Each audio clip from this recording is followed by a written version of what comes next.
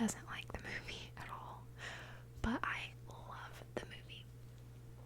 And my mom got me this album for my birthday, or I should say my mom and my dad, but my mom was asking me like what I wanted for my birthday, and this was what I told her I wanted. So I'm gonna show you guys the album. It's beautiful. Just saying, it is.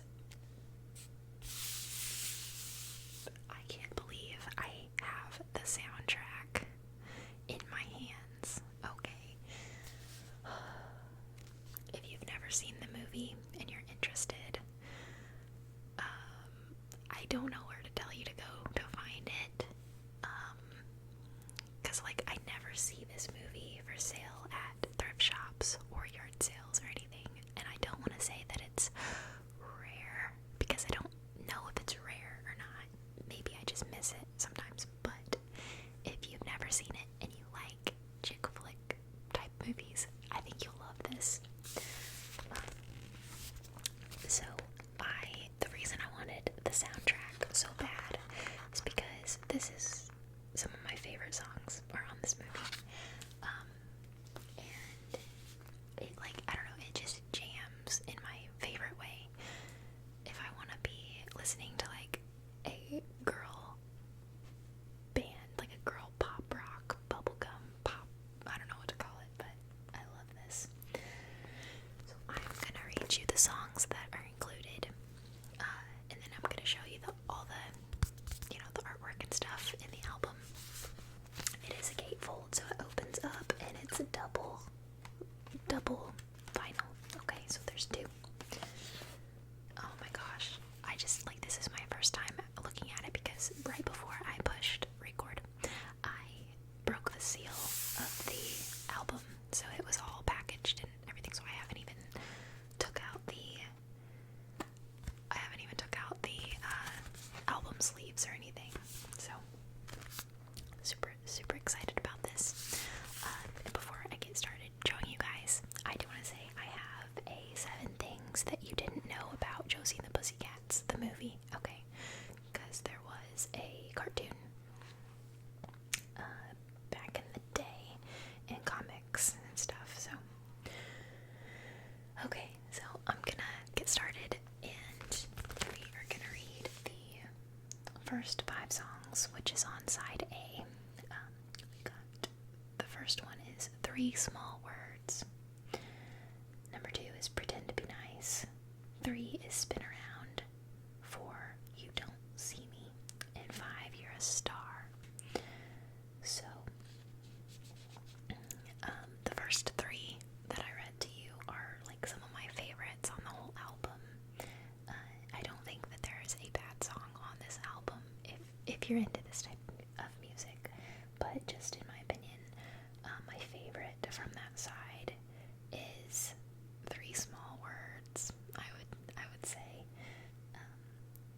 I got the soundtrack on CD a while ago, and I love listening to that when I'm driving. That's probably honestly what I've been listening to most this year is this soundtrack. Okay, so side B is Shapeshifter. That's the first one. The second one is I Wish You Well, which I love that song too. Let's see, 3, Real Wild Child. 4, Come On. 5, Money. 6, Josie and the Pussycats. So my favorite from that side is I Wish You Well. I love that one. And then bonus du jour single, you get Du Jour Around the World and Backdoor Lover, which is a jamming tune. That's all I will say about that. But it feels so smooth. It's such an iconic picture. My goodness. So if you've never seen the movie, I'll tell you really quickly who these characters are. So this is Josie. This is like the leader, kind of, like the lead role, I guess. Josie. And, I forget what her name is in real life.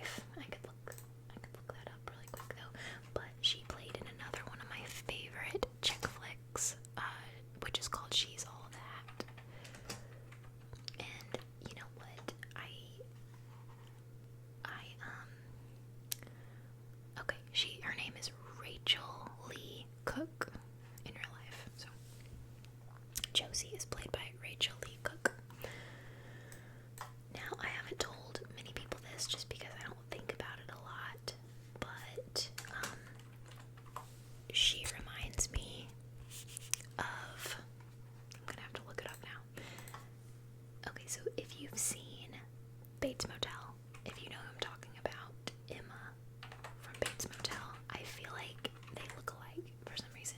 I feel like they could, oh my gosh, I feel like they could play in a movie together.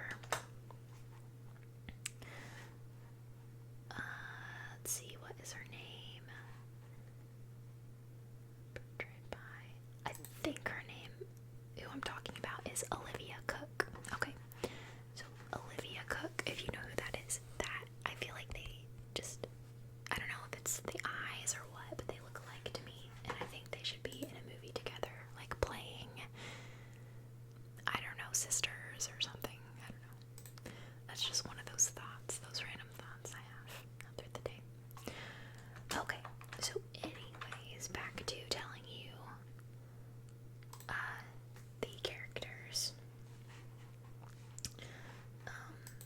So this is Val. This is Val here, and this is Melanie. I'm gonna have to look up their names as well, because I don't know their names in real life. So,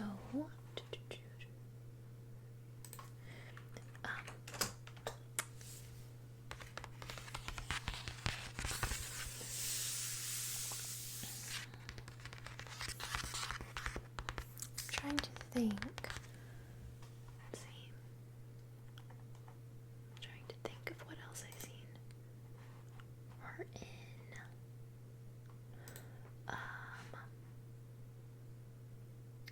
Oh, that's what it is.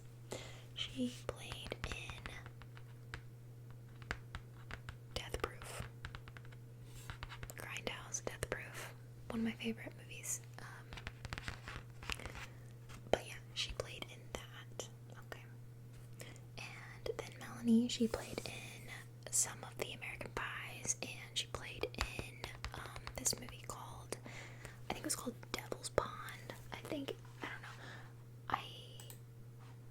I could be wrong, but yeah, there was just a couple movies what they played in. Anyways, let's go ahead and look at the back.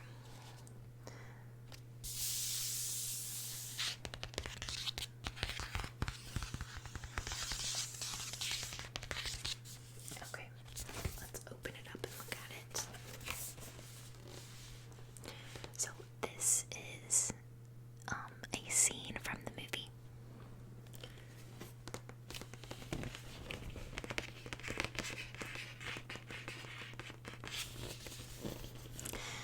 This is when they're first getting a chance to record their music together. And I loved this scene when I was younger, especially because the walls are all covered in these little puffy things. And I don't know, that's probably a weird thing to remember, but I love it. And yeah, this is just so cool.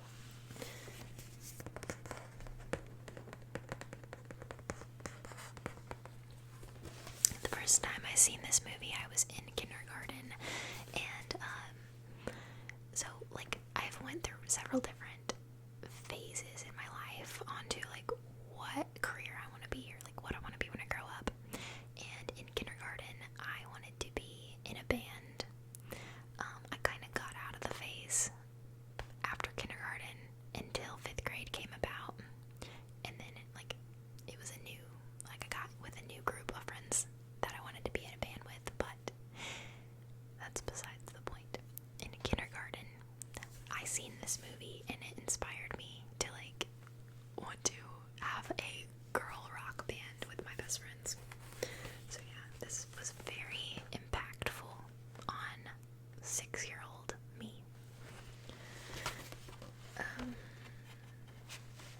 Let's go ahead and get some of these out. Oh my gosh, I'm freaking out right now just because I have not seen any of this stuff yet. Okay. So this is like a little Josie the Pussycats.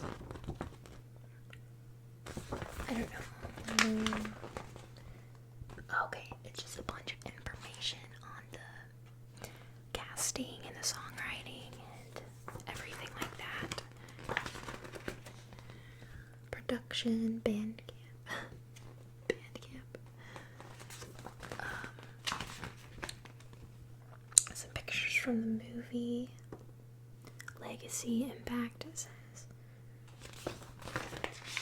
I didn't know that it came with all of this.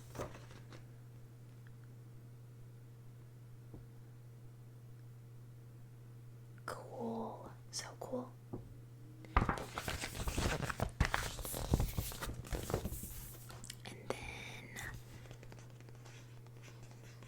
let's see. It doesn't have the lyrics, but it has like the amount of each song length and then like who performed it, who wrote it, produced by, stuff like that.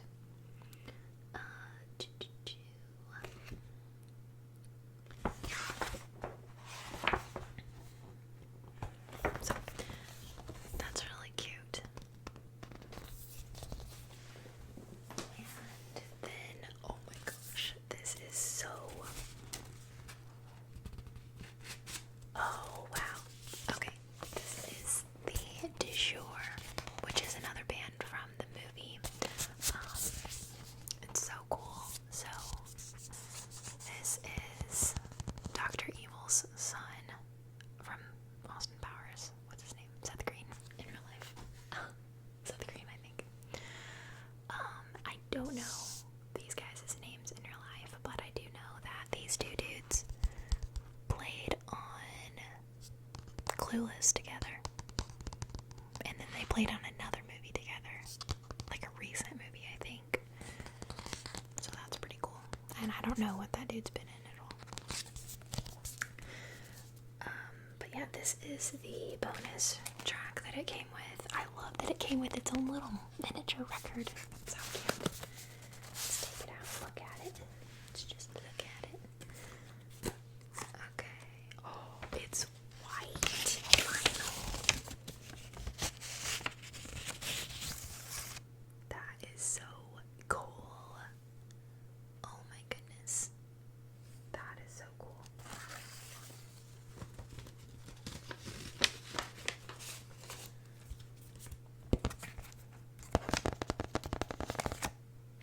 Love that.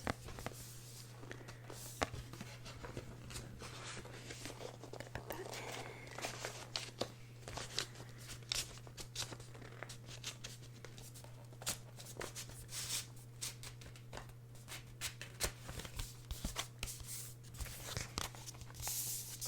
So, there is only 2 songs on this album, but it's worth it. It is worth it.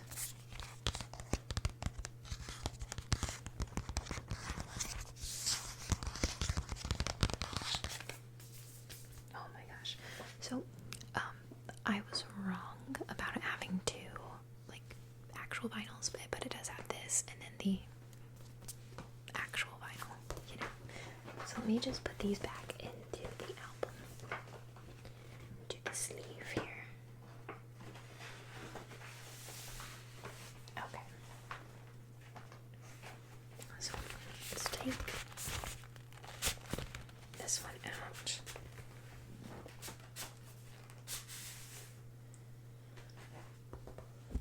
Oh my gosh. So I wasn't expecting it to have any like special color or anything on the vinyl, but it does. So this is like a purple and black streaked, almost like a tie-dyed look, but just black and purple. And then the middle has the leopard print, which is super huge in the movie, and it's like their style. So that is amazing. Oh, I can't wait to play this in my little record player. That's what the back looks like. There. So neat. Oh.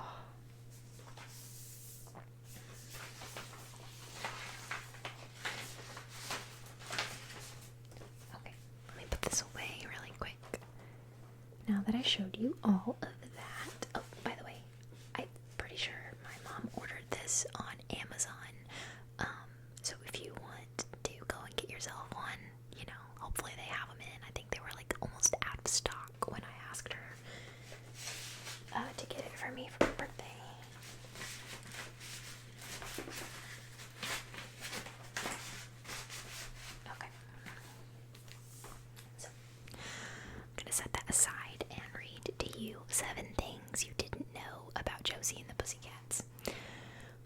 So the first thing is the original pitch for the movie was out of this world.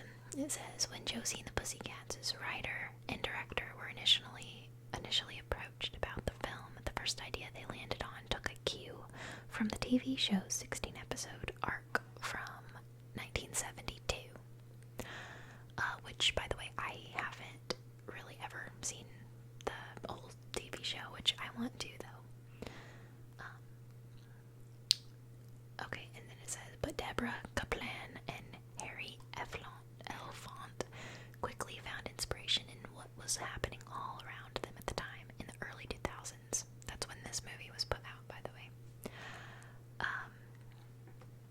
And then they say, we thought about what was going on with the music at the time, what we wanted to say. TRL was at its height, and that kind of became, what if all this was a conspiracy? Elfont told BuzzFeed News. We were coming out of an era with Nirvana and Pearl Jam and Sonic Youth, bands that really encouraged dissent and individuality. Kaplan told BuzzFeed News it was like the music industry suddenly decided we need to course correct and feed everybody what we want them to buy and promote corporate culture and not be like down with corporations. It was kind of a reaction of that we saw happening. So, okay. Number 2, Beyonce and Maggie Gyllenhaal auditioned. That's interesting. Okay, let's read about it. When Kaplan and Elfont were searching for their 3 main stars in 2000, they looked at some of the biggest names of the time and a few rising stars who've gone on to superstardom. Beyonce, Lisa Left Eye Lopes, and Alea all auditioned to play Val, while Maggie Gyllenhaal and Zooey Deschanel went out for Josie. Oh man, could you imagine? That would have changed the whole movie. We fell in love with Zoe because she came in with a little microphone, you know, the kind that you use to plug into those old-fashioned tape recorders, and just a made-up song, Elfont recalled. We'd never seen her. We didn't know who she was, but we were like, she's amazing. Then the studio guy said, we can't cast somebody no one has ever heard of. That is so mean. Okay. Bully cast. I'm sorry, my eyes are like watering right now. That's what happens when I read a computer screen. Let's see. Rachel Lee Cook, hot off She's All That, landed the role of singer Josie because she felt like a grounding force for the group. Rachel had a quality where you felt like there was just more going on. She's kind of a shy person naturally, but I think that balance is what drew us to her. It felt like there was a real person behind who was going to be this rock star, Elfont said. Kaplan remembered being immediately drawn to Rosario Dawson's fun and effervescent energy. For bassist Val, Tara Reid, who played drummer, Melody didn't have to audition. The studio was really, really excited about her after the American Pie movies, Elfont said. Wait a minute, her name was Melody? I thought it was Melanie this whole time. What? Melody? Are they for real right now? Melody. I guess it would make sense because musical names. Okay. Anyways, number 3, Parker Posey struggled with her iconic role. Oh my gosh, this is interesting.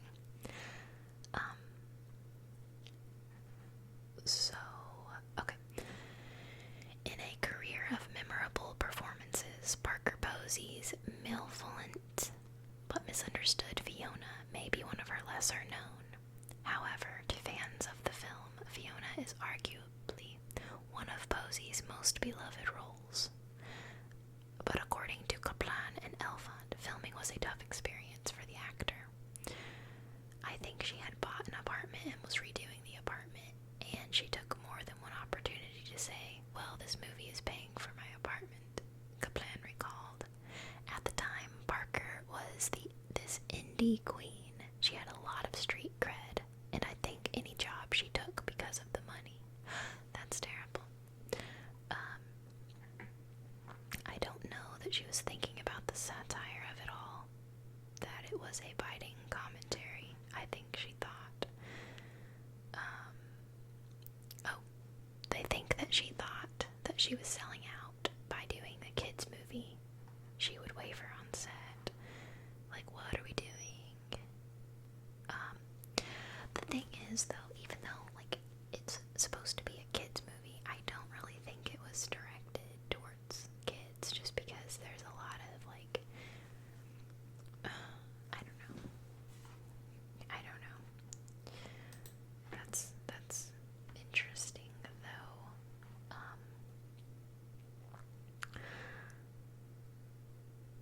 Okay. For none of the brands featured in the film paid for placement. So if you've ever watched the movie, you remember, like, they had Target pillows laying all over in the hotel. Let's see, I'm seeing a little picture here of some different things.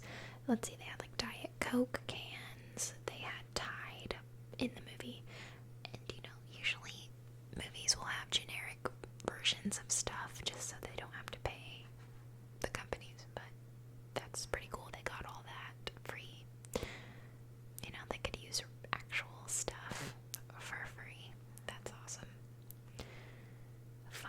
The film's music has major star power behind it, and then you see the website I'm on right now. It shows a picture of the vinyl that I got, so that's awesome.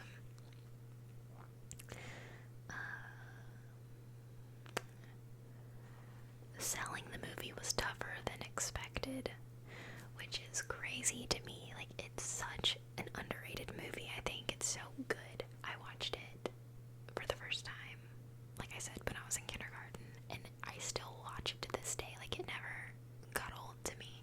Maybe I'm just too nostalgic about it or something, but I loved it. And then the 7th one that says Josie and the Pussycats wouldn't die, and then it said the year after the film was released, Kaplan and Alphonse met perhaps the film's most famous and unexpected fan, lead singer Bono. Deb met Bono, and Bono told her he loved the movie, and he totally got it. That was within a year of it coming out, when we still thought people were going to get it, and it would open up people's eyes to the music business. I don't know who Bono is. Bono. Maybe it's Bono. I don't know. But yeah, some pretty interesting facts. Like I said, if you've never watched the movie and you want to give it a little whirl, I think it's good. It's one of my favorite chick flicks. I love it. So yeah, it's probably not everybody's cup of tea, like when it comes to music genre, but if you're open-minded and you like a little girly pop music every now and then, I definitely check out the soundtrack to this, because I don't know, I think it's really good. So yeah, but I hope you enjoyed this little album show and tell / review.